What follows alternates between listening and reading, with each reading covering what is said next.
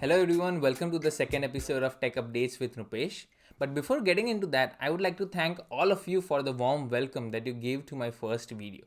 We already achieved the first milestone of crossing 100 subscribers on YouTube, and that's just awesome. Also, thank you for the feedback that you guys gave me through Instagram and Twitter. Keep that coming in, and I will try my best to provide quality content. Let's get started with the first update for the day. Images leaked by XDA developers gives us our first exclusive look at the rumored features of Android 12. The images are reportedly from an early document shared by Google with its partners. The screenshot shows some new UI and privacy related changes. On the UI side, most of the changes are about more rounded corners throughout the interface and less quick settings in the notification panel when unexpanded. Based on the color in the screenshots, it looks like the rumors about native theme engine in Android 12 might be true. Other screenshots shows us the first look at privacy indicators in Android 12, just like what we have on iOS.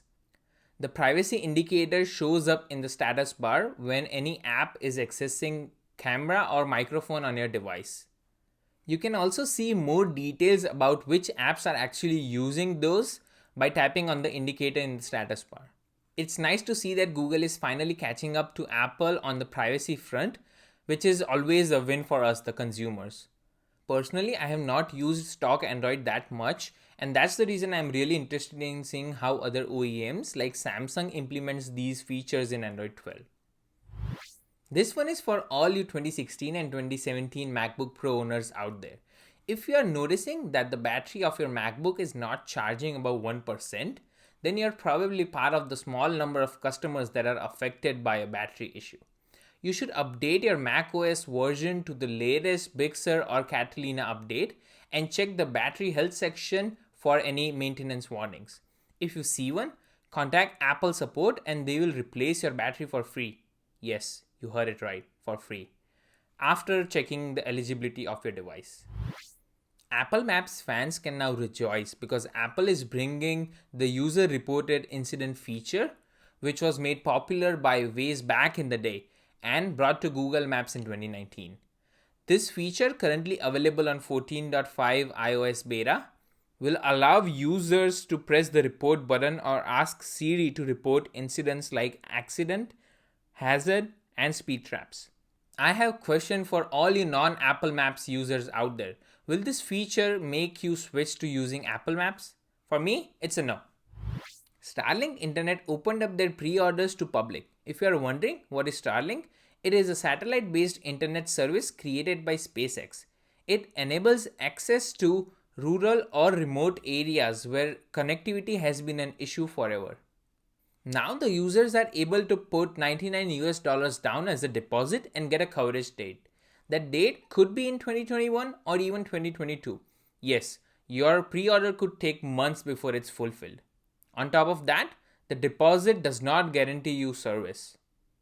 I think it is already a great alternative for areas where connectivity has been unreliable or there is no connectivity at all. The pricing for this service would be $100 per month, which could sound steep to some of you who already have a decent internet connectivity in your area, but I still feel that it's a great opportunity for people who do not have any network connectivity right now to take advantage of that. With more than 1,000 satellites already in the orbit and more planned to launch throughout 2021, I personally think that Starlink has a really bright future if it prices itself competitive compared to the traditional internet providers.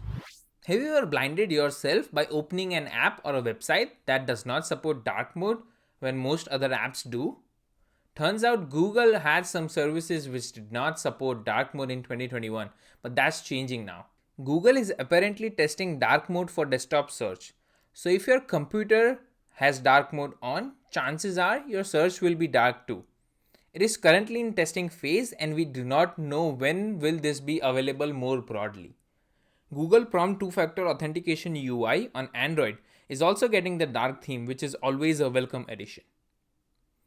Myself being a big sucker for dark mode, I am really excited for this. Do let me know in the comment section below which app you use that does not support dark mode still.